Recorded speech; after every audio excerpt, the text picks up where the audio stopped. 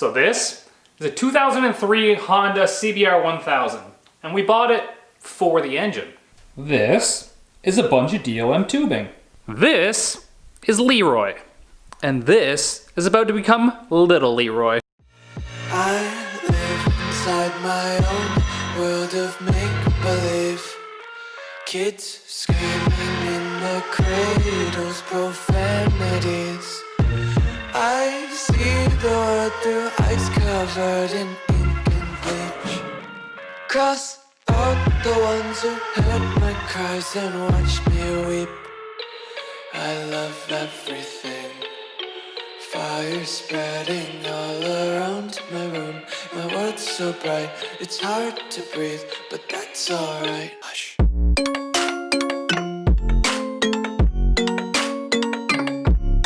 From the factory, Honda rates this bike around 170 horsepower, and according to our tachometer, somewhere around 11,000 RPM rev limit.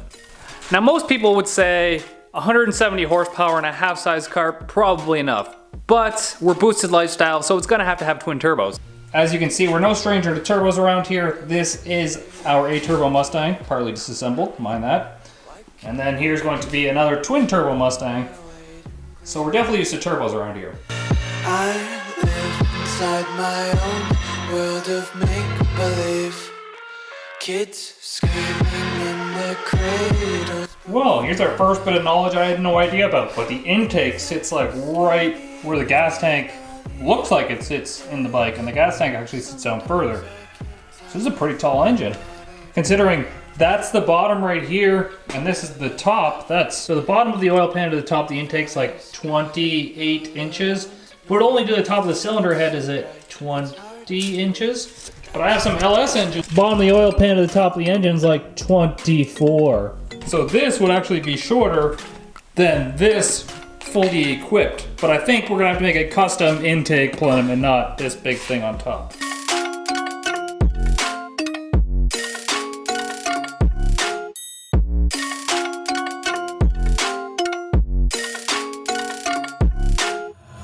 I wanna taste your content, hold your breath and feel the tension. Devils hide behind redemption. Honesty is a one-way gate to hell. I wanna taste consumption, breathe faster to waste oxygen.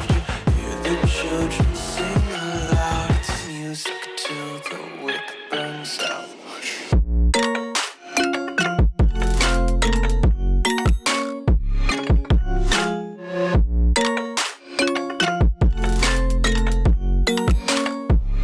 Just wanna be carefree lately, yeah.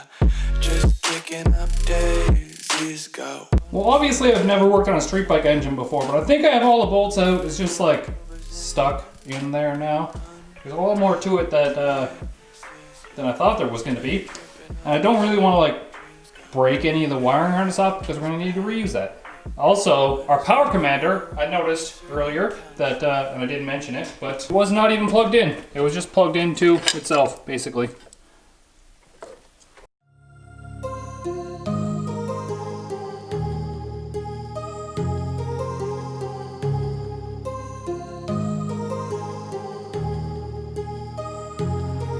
My heart rages around like an ocean in my head, because there are so many things that I left unsaid.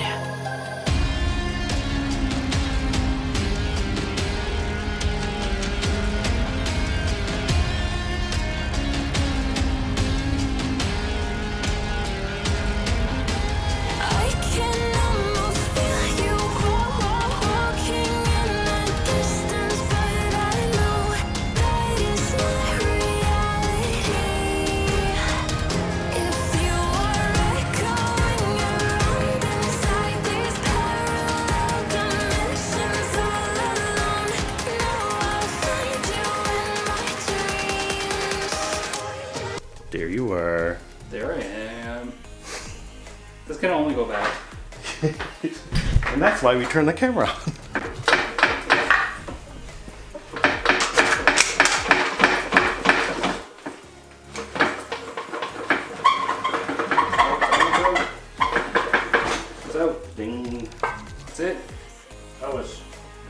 dramatic than I expected. Yeah, I thought it was going to explode. I thought it was gonna.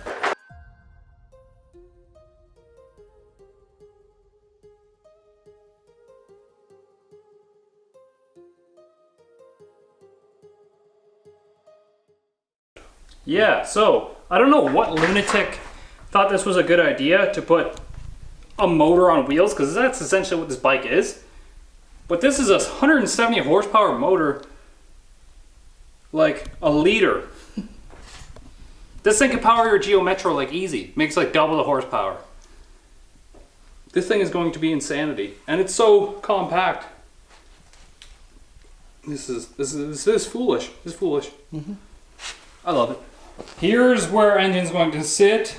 According to our maths, the C5 is 104 inches wheelbase. If we do 5/8 scale, it'll be 65 inch wheelbase. So we'll just lay out some tiny wheels that I have here, and we'll just see kind of roughly what it looks like.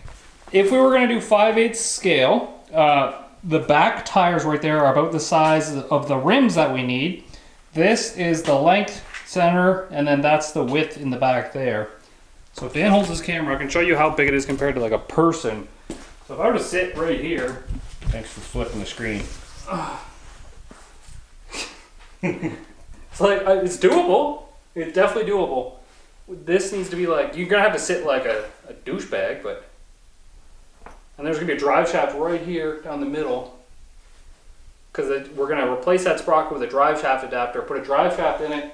And we're going to take the 7.5 inch rear end that's in this Fox Body Mustang, and then we're going to narrow it and put it in the back here, and then we can run 4x100 wheels, or whatever the hell they are, or 4x114. And then we'll have to get like golf cart wheels. Yeah, because that's the only thing that's like a 12-inch wheel. And then all that tubing right there is what we're using to build the frame. But yeah, we destroyed a CBR 1000.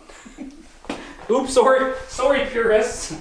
Well, I guess technically you can sit where the tire is, because the tire, like in a car, is behind the seat.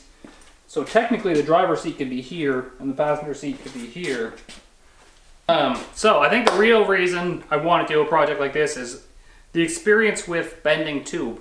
I have no experience with like tubing bending or building cages or anything like that, and I figure why not go balls deep in like a little tiny mini project here to get some experience with cages before I start putting cages in stuff that this could potentially kill me too, I guess, but like, that thing does 160 miles an hour. This Is gonna do. might actually do 160 miles an hour too, but I didn't think this through too much, okay? Yeah, I need to order some proper wheels. We need to get the rear end of that. So what's gonna happen is we're juggling 3 projects at once right now. We're doing the 8 turbo Mustang here. We're doing the twin turbo Fox Body Mustang here, and then we're gonna do this one while I have nothing else to work on. So we're juggling 3 projects in here. We need to get the rear end out of that car in order to continue with this one. So the next video might end up being like that car or this car, and this gotta go to the dyno, but all kinds of messed up stuff. Alright, I'm just down in my little media room here editing the video. We did come up with a wheel choice that we were going to use. They're right here. Now these wheels are actually for a drag Honda Civic, 13-inch front, 15-inch rears, but we're going to switch it around. We're going to do 13-inch rears, 15-inch fronts, and we're going to do 22-inch tall front runners and 22-inch tall rear slicks. And then we decided on the live stream, I have a second channel in the link below where I edit videos live and you guys can interact with me there, and I throw around ideas for possible builds and projects. We're going to use base model Cobalt front spindles, so I have to get a set of front spindles. They're 4x100 as well, which are going to be compatible with these wheels, and we'll build our own control arms. And then we can use that 7.5-inch rear end out of the Fox body, and everything will bolt up with the wheels. It's looking like it's going to be more like a 3/4 scale car instead of a 5/8 scale car. And that's going to give us a bunch more room and still be a mini version. So thank you guys for sticking around. I am sending these out February 1st for our top tier Patreons. They're signed photos by me and Alien Trash Kitty. Peace easy and get heavy.